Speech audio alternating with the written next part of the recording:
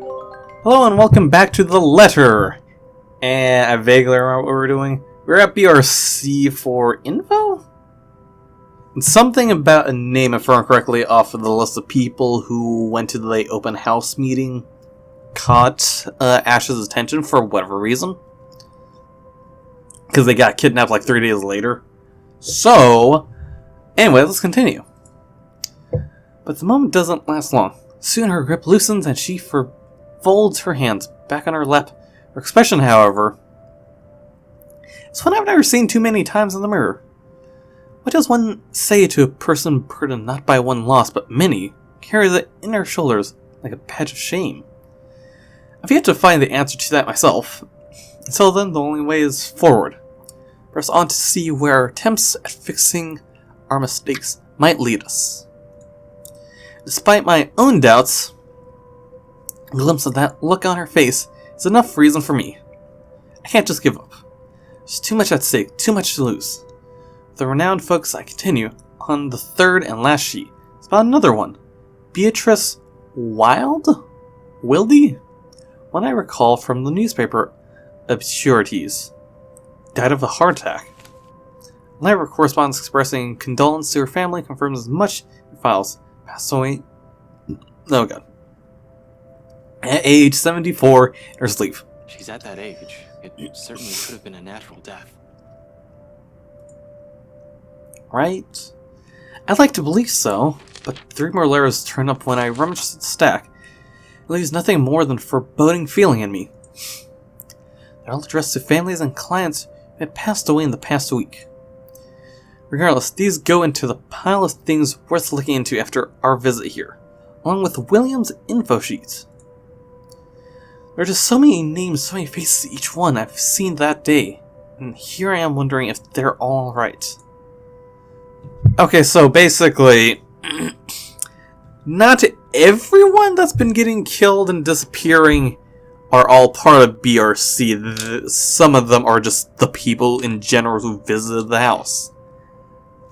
That is creepy as fuck. But none of them saw the letter, so I wonder if it's just the house and not the letter that's haunted. Or some of the whole fucking town of Luxembourg is haunted due to that place. So it isn't a selfish thought that brings the question to my mind. Rather, it's logical that if more of them still live, the more people I choose to question. Nothing concrete yet, of course. These are just speculations, but we're making progress. Once sit down with the sign-in sheets, stash it all along with the growing pile to my left, pull up as many of the other documents Isabelle has already prepared for me. We're working through the employee list now. Those who've been signed to the mansion. Because if Isabelle was to be believed, if what she's seen and what happened to Rose Cooper is because of that letter, I need to know everyone who had possibly read it aside from the 3 of us. If they've been noticing strange things too, for all I know, these may have just been a terrible coincidence. Although the thought of that starts to diminish as we dig into the BRC's company files. 15 minutes later, the stack close to my elbow has risen from 5 to 21 different dossiers. Oh my god. Client employee documents. People who have either visited the open house or worked on the property in some capacity since the letter's discovery. Turns out, there were 2 more employees who handled the mansion directly aside from Cooper and Isabelle. Christine Tsai, reality specialist, and Mark Julius Jean-Marie, they stay appraiser. This C guy, he was in custody just the other day. Huh? Really? Sir John has been looking for him. He stopped reporting to work a few weeks ago.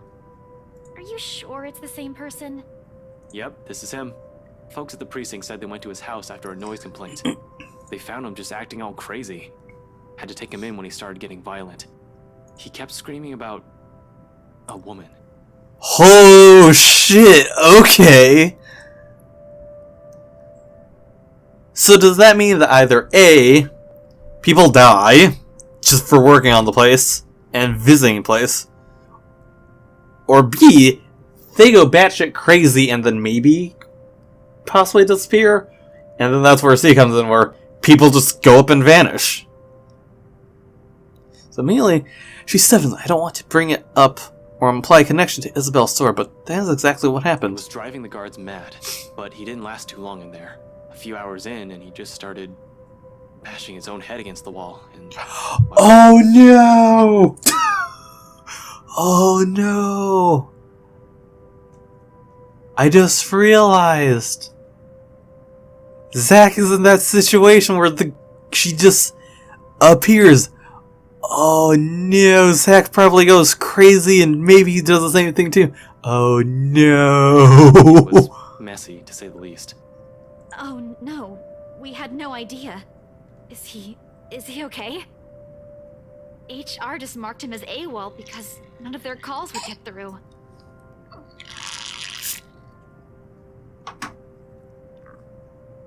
This is gonna go bad. He's in the hospital right now. I heard they're putting him into a psychiatric ward as soon as he recovers. He's still a bit unstable. I'd imagine. Jean Mary, on the other hand, his employee file notes his date of leaving, and even when his file payment had been given, along with it, there's a letter to his family about the appraiser being found dead in the office. Communication is a hush-hush, and there's mention of compensation if they don't talk about it to the media. Inspector Abigail has often scolded me for not reading the reports on a regular basis, but I try to keep up to date as much as I can.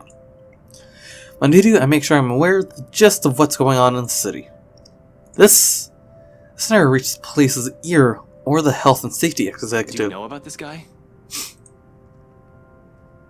One last letter says everything, hidden it from the media. They kept it from the police. Not surprising this will also be secret from someone of Isabelle's position in this company. Fuck. Rose was looking for him last week. We haven't heard anything from him either. Until now. They never mentioned this to us. Business going under and someone dies while working here?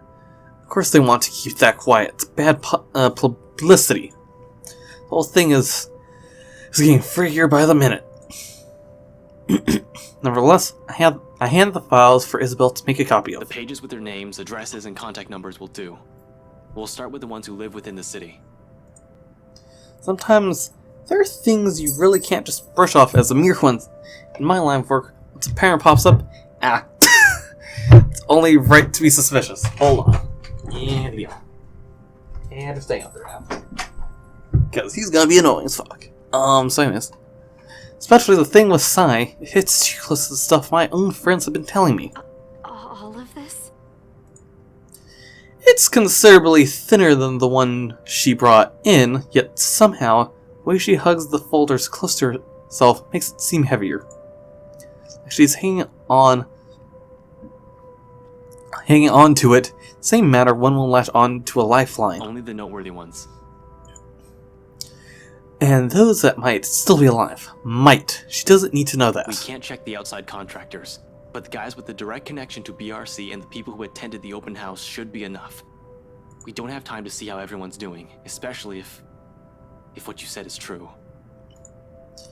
For a second, she appears about to argue, then quickly decides against it and hides it away before anyone reads the question in her face. Then in a too abrupt motion, she turns towards the copier and gets to work. Soon only machines' constant thrum fills the air on us, while I keep myself busy cleaning up the mess we made. Lack of talk is awkward, to put it mildly, disturbing at worst. Ooh, okay. Where's the 29th? And where does this play in our days of events? Okay, so it's the last thing that's occurred recently. Hannah Rebecca Gale, what was this? One from the wine cellar. Oh, because Hannah was hearing shit down there. Okay. So I've gotten so used to letting her just babble away whenever it's just the two of us. I could tell, however, she wants to do more. She wants to fix this mess herself. And that desire makes her antsy. But at the same time, she's learning how not to be impulsive or stubborn. Exactly as I told her yesterday before agreeing to any of this. Or maybe these so-called changes have always been with her. Our situations have always pushed people to change after all. Although seeing this happen in front of me only makes it difficult to find the proper things to say. In an atmosphere this tense and charged, what is left for us to talk about? Certainly not the news. What's worse is, when you only realize all of this in hindsight, after you've already ran your mouth off. You know, for a house your company seems to be in a hurry to sell, they still made quite a fortune out of it. Yeah, they did, if I remember correctly. Look at this. 1, 2, 3... 6. You sure they're planning to give your entire share for this? This isn't a small amount, especially given the usual cut. And their accounting department isn't in the greatest shape either. Even if they don't, it's not like someone still needs it. And there's the reason why people don't let me talk. Silence once again descends throughout the room, then to compare it to the one we've shared tonight. Behind me, I could still hear her movements, sharp and precise, while she feeds the original to the machine. With one last click, all of it stops. Her feet shuffle lightly against the floor when she moves away. Something creaks softly, probably the table, as she settles her weight against its side. By this time, apologies are right at the tip of my tongue, but... Well, I'm... Papa's gone, Ash. Oh, he did die. Because in her story, they never mentioned that he was just getting worse, I think. So in those sad few seconds, everything between us shifts as the gravity of her words sinks. Right then and there, something harsh and immovable rises between us. This is something I'm familiar with, almost 10 years in the police force. It's impossible not to be acquainted with it. But this is different from those dead bodies we examined in fluorescence, far cry from the victims found on a bad investigation. Those I could easily distance myself from. No emotional attachments, no need for pretenses. Yet somehow I still find myself grasping for things to tell her. Any words of comfort that'll dull the pain. Because even without looking at her, her grief feels palpable enough, her pain an immutable weight hanging over us.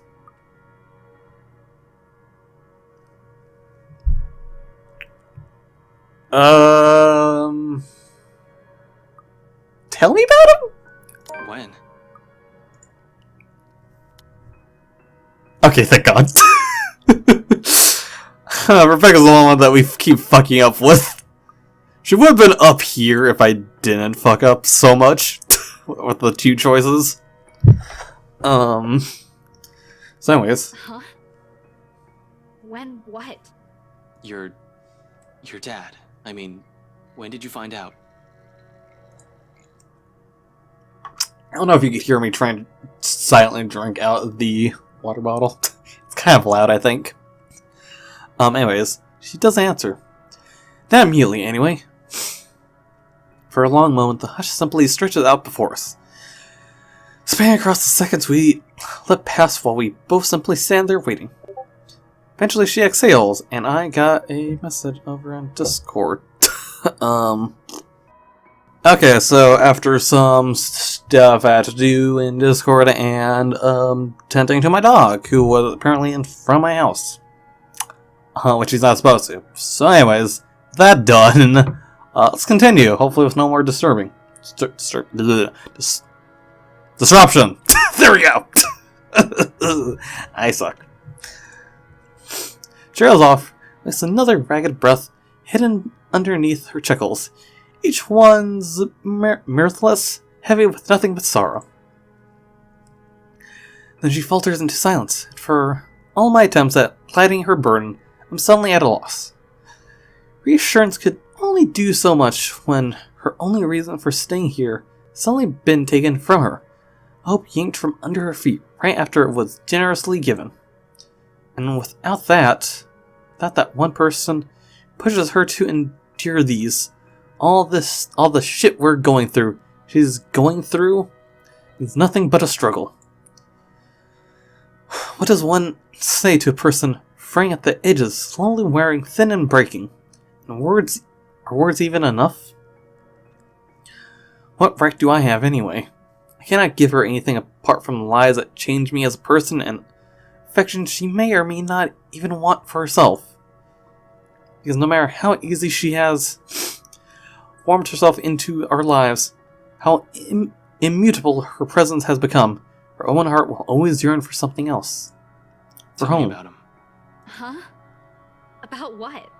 Your dad. Tell me about him. Anything. Just talk.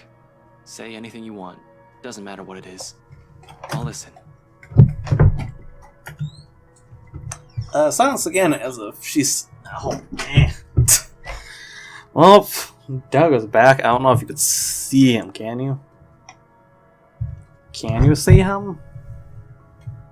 Nope, not really. Not really. Anyways. Silence again as if she's testing the weight of my question. For what purpose it is? For a reason even I can't say right now. After a while, though, she starts reluctantly... voice hitching, faltering, and stumbling on each syllables as she chooses her words. A rough start, but as soon as it steadies, and along with it, to keep company, the stories from childhood and memories she is fond of. CG?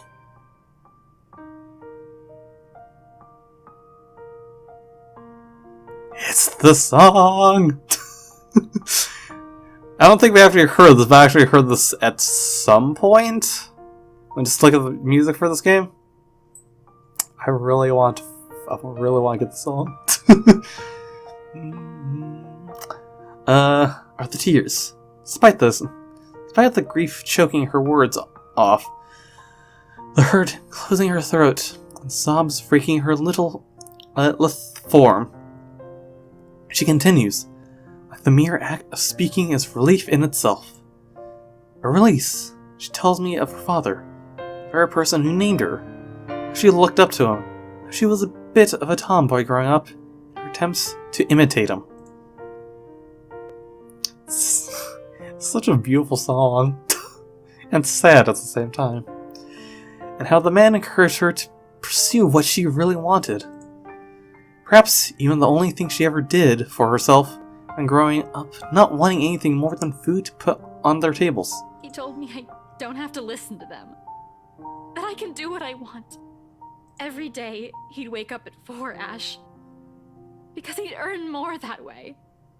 And every single time, he'd give them to me. Whatever extra he earned, he'd hand them all. So I'd have something to use for my paintings. And you know what? Back home, just a good tube of paint costs almost as much as what we spend for food the whole day. But he'd always set something aside. Told me he wanted to see my paintings in a museum one day. She pours all of it out, every little thing she loved and admired about him. Like this, it's easy to see why she has gone to such great lengths for him. Why she abandoned her dreams, why she went against his wishes just to grant him another chance at life. Others will say it's her warmth that draws people to her, or her cheer. Neither are wrong, but neither is the whole truth to her either. Because those who have never bothered to look beyond the surface will never see it. See her. See someone earnest. See someone who has always meant well, despite her underlying stubbornness. This is how she loves. Warm, steadfast, unflinching. You never met many people like her. Not in my line of work. Not with the kind of people I've had to deal with. Always with something to hide. Always with something to lie about. Eventually, when you run across too many of them, change. You become like them. In many ways, for a lot of reasons. She's this kind person I want to be and be around with. Made me feel I'm still worth something. He didn't want me to leave. Begged I could finish my studies first. In the end, I couldn't even grant him that one request. I'm a terrible daughter, aren't I? You're not. Huh? Oh. Oh, god damn. Leo. Oh my god. Ruining the moment here. And he's blushing. You're not. I can't speak for your dad. I haven't even met the man. But I know you're not. I'm not entirely sure why I'm going with this. The remark just came out. Now I'm stringing all these together as I go. But one thing is certain. None of what I'm about to say is a lie. The Isabelle I know is a total klutz, but I've never seen anyone work as hard as she does. She's the type who wears her heart on her sleeve. Though it's not necessarily a bad thing. She's intimidated by a lot of stuff, but she knows how to appreciate the smallest things in life. My damn double-click mouse. Frankly, you've caused us no small amount of trouble since you barged into our lives. But when I'm with you... Is he gonna confess? When I'm with you, all of my worries seem trivial. Or as the ray crept up my face when the turns... He has a ray crept up my face when the turn... My face when the turn this whole thing is about to take registers. Before I blurt the rest of it out, declare feelings I'm not ready to reveal to anyone, much less her hands come up to smother the rest of it. Though embarrassment quickly takes the rein before I can completely clamp my mouth shut. And I'm pretty sure Zach and Becca think the same way. You have a nasty way of growing on people like that, and you know what? We got everything we needed in here. I'll just wipe the security recordings and we're good to go. While I'm at it, you better wipe the snot off your face. And you don't look very nice when you're balding like that. I mean, I'm glad to see that they might end up being together, but I feel bad for Becca, though. I don't know how this triangle is gonna end up playing by the end of this game. So Ash has a hard time trying to tell Isabelle that he likes her, but so does Becca, and she's been with him the longest, so it's just... Oh, I'm gonna feel sad to see that she's probably not gonna be with Ash. But in her situation, I could understand how she might be feeling if she sees this. Oh gosh. Haste I gather everything. Personal files, client documents, sales agreements, and contracts. Anything my hands could reach. In record time, all of it has been stacked in a neat pile ready for storage. I'm heading for the records room not a few seconds later. Wherever that is. It should be an easy find unless this place is a maze of some sort, which I highly doubt. Still beats staying here and seeing the look on her face. Crap. Really, her anger is still bearable. Take that, including the glower she sends my way. So, yeah, I'll go get the security videos and put these back where you pulled them from. Man, these are heavy, you know? God, just try to play it cool, Ash, aren't you? Gosh, it's just paper. You don't even know where I... Oh, no, I can handle this. Easy as pie. And, yeah, security cams, tapes, videos, cams. Yeah, I'm off. Yeah, you're... Her rejection at this point? Maybe. Maybe not yet. And the files back to the BRC's archive room is a cinch. With the documents back in their proper places, I lock the door behind me, tugging it twice just to make sure. Now on to the next order of business. Removing the evidence of our little excursion here. At the very least, the parts showing what we've been doing during this past hour. Can't have our faces plastered on security footage showing us breaking the law as it were. I'm gonna have to wipe the data for Isabelle's access card entry too. Finally, finding their security room proves a breeze. What will be tricky is getting inside. The fact that no one has walked out during the whole time been here means the room is either empty or their security is sound asleep. I'm picking more on the former. If they're cutting corners on firing agents, I have no doubt that they've are the guys stationed here. They have anyone watching the monitor in the first place. It's a rather common thing for establishments. Just leave security recording indefinitely. Only check the footage if something actually happens. Just to check, I press my ears against the door, listening for a sign of anyone occupying the room. After a long minute of nothing, I give the knob a few rattles. Standard lock and key. Should be easy enough to pick. Just don't break it. If a lockpick's set, but those are only to be used if necessary, and with a search warrant, even then it's a skill set rarely needed. Subtlety isn't on a cop's priority. If they have authority to search the premises, bolt cutters and brute force are favored methods. If those fail, we call a locksmith. Me, I prefer the grand old hairpin trick, when those options aren't available. Besides, they're easy to hide and store for emergencies. Running my hand through my hair, pull a pair of bobby pins. Huh, he just has them in his hair, okay. Pretty sneaky, Ash. 2 of them, and these I can just about open any standard lock. One makes the lever, and the other makes the handle. I won't call it a complex skill, but it certainly takes time and a lot of practice to successfully pick a lock. Good thing I practiced with them for a bit in my college years, and learned more when they're accessible than are issues for a law enforcement officer. We'll here and click there, and I manage to seize all the pins and the locking mechanism soon enough.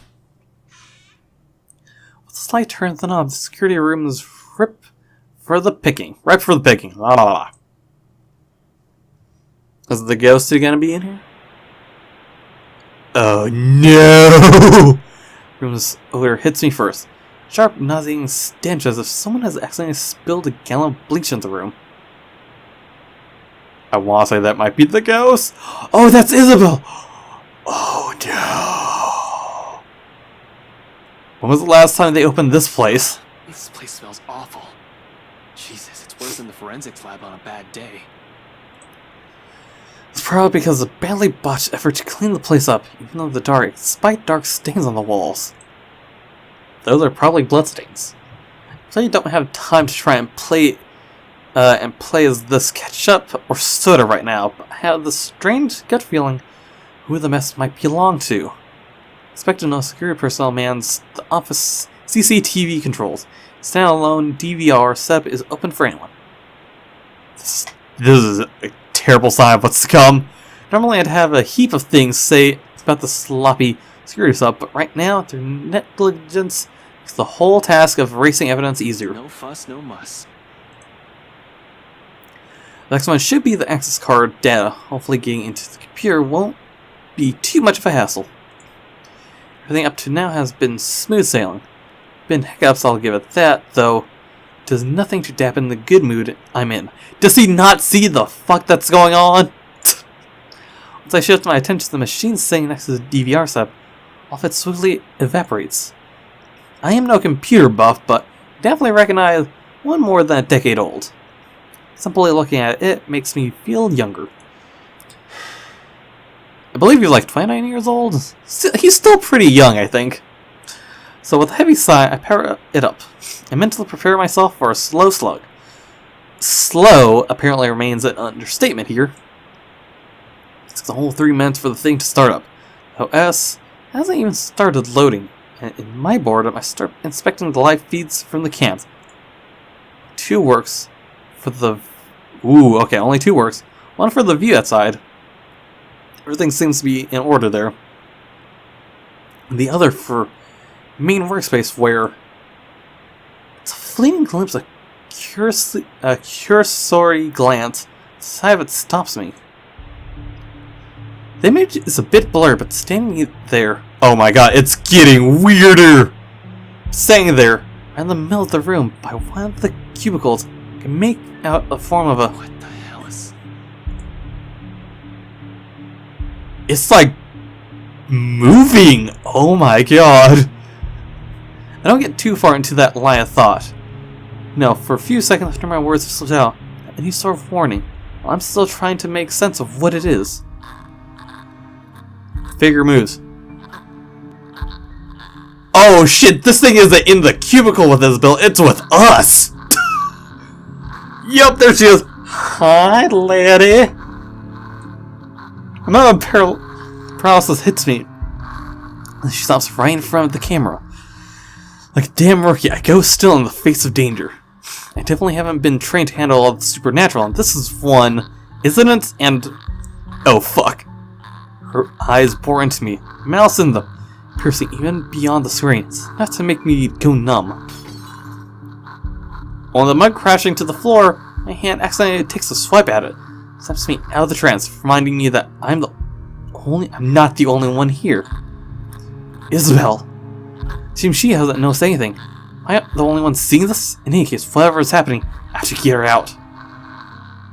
It's not gonna work, Ash! It's not gonna work. The other moments, I quickly reach for my phone. It takes but all 2 seconds before she answers, but there's no time for relief. Did you really have to call? We're practically on the same floor. Get out of there. What? What are you... Out. Get out. I'll meet you in the elevator. Just... You're creeping me out, Ash. Too bad, G. I'm saving, or Ash is saving your life right now. get yourself out of that place, now! That second thought, I back away from the control, from the room ready to be done with this place. Before my foot even moves, she disappears. Son of a... Oh god! Hold on. Let's get ready. Hello, lady. Instinct instantly takes over, and my hand quickly reaches for the gun at my side. Only to meet empty air. A mistake that cost me a few precious seconds. Paperwork I brought with me threatens to scatter everywhere at the same time. Gathering everything in myself once more, no weapon to protect myself, my sense of self-preservation kicks in next I lunge towards the door. Sprint across the office without daring to look back. But I want to know, do you believe in ghosts now, Ash? Do you believe it now? Isabelle's already waiting in front of the elevator by the time I make it out of their office. Worry creases her brow upon glancing at me, but I don't have time to answer the question in her eyes. So as I reach her, I grab her arm, practically throw 2 of us into the open elevator and slam the button for the ground floor. She's gonna appear in here, I have a feeling. Because whenever we have a CG that looks potentially creepy, I'm just saying. Sigh of relief escapes from me. The elevator starts its ascent. Clicking noise fades off into the distance. Silently, Isabelle shifts, moving the stack of papers under her arm while she takes in my appearance. Concerns in her eyes, though, all I offer her is a small gesture in my hand while I attempt to compose myself. Breathe. In, out. Why are we in such a hurry? We need to get out of this place. Did you get everything? Yeah, it's all here. But really, you don't look too good. What's wrong, Ash? He saw her. I'll be fine. I was in the security room. From the monitors, there was a fucking... Oh, this is not even good. I'm expecting her to pop it somewhere. First of all, I'm about to say, that's my tongue when the elevator stops and the door is open too. Wait for it. Small pause while we're both taking our surrounding confusion, understandably there. Oh, come on! They should just replace this whole thing. No, I'm quite sure I pressed for the ground floor. The ghost did it. Right? But it's just as Isabelle said, the elevators always did have a problem when I visited in the past. Often she becomes so angry whenever we try to get to her floor, she'll have to repeatedly smash the button for the elevator to even move. That was always good for a laugh. I wasn't too worried then. Now... Oh, God! Just beyond the light's reach, noise echoes in my ears along with the rapid pounding in my chest. It all stiffens and her eyes grow wide. She hears it too! Gingerly, she reaches up to grab the hem of her sleeves and grips it hard, tight enough for her fingernails to dig through. Oh, her eyes searches wildly for the source of the sound, while I stand protectively in front of her. Ash, did you hear that? Fuck yes. Anyone there? I can hear you moving from here. Show yourself. He sounds so calm. No response. No response, only the soft sound of something scurrying around the floor, walls, and she's on the ceiling! Slow, deliberate movements. Faint, though, still audible enough in this hush. Till it stops. We Moment. need to go, Ash. We have to. Look up! Then, this time I'm sure it isn't my imagination. It's my training, my whole body freezes. Hands still in mid-press on the button. Eyes growing wild, while waiting for any sort of movement. Then further back, ears straighten for the source of the sound. I can't even offer Isabelle any reassurance. As much as I hate to admit it, dread has seeped into every nerve in my body. Yup! That's the sound of panic right there! Smash that button! The plastic elevator still won't work. Isn't in my fucking training manual. Oh, I'd imagine. Ash, we need to leave. I know that sound. Ash, please, get the elevator! Oh, he's trying, I think. Another series of shuffling. Fucking, at this point, any fucking button. Snap. Another series of shuffling against the ground. A laughter, and all of a sudden, she's just there. Oh my god, she's right there! Oh, that's creepy! Oh my god, I just know. Oh my god, that's creepy. Like a twisted spider stares at us, like of hunger in her eyes and venom in a twisted manner she smiles. I don't know what button you're gonna want me to press, game. Cliche is well earned when we're damn files that have been dropped right onto the spider's web. Damn it! Damn it! Without worry, she moves, mocking me with each unhurried crawl takes, knowing I'm at her mercy. I don't know if she's getting closer or not. Fucking hell! Open the door! The door! Oh, we're fucking trying. Our lives are the hands of a criminal elevator, literally hanging between life and death. We're not going to die here. Not a damn elevator. What do I do? What are we gonna do? Oh, we might crash. Wait, what? 5, 1, 3, 7. Shit! 3, 5, 1. 8, fuck! 6, 4, 1, 5. Shit! Shit! Hi! 7. Fuck it. I'm panicking! Because I have to press the numbers! It's everywhere! Because I'm... Okay. Oh my god, so I gotta do this right. Because I could get like the first 6? And then everything else I just have to fucking press the right button. Okay. Do this. 8, 4, 3, shit. Fuck! 7, 1, 3, 5, 9! What? Shit! This is hard! This is hard! Okay. We're gonna be here for a while. This video might be incredibly long, I just realized. Okay. Come on. 1, 5, 6, 4, 3. 3, 9, 4. Shit! Fuck! Fuck! Come on! Shit! 8, 4, 9. Shit, 1. Okay. This is so hard! Can I do this? Come on! 8, 3, 1, 6, 5. 5, 8, 3, 7, 6. 2, 6, 5, 8, 3. Oh, come on! Fucking hell! Fuck this. Okay.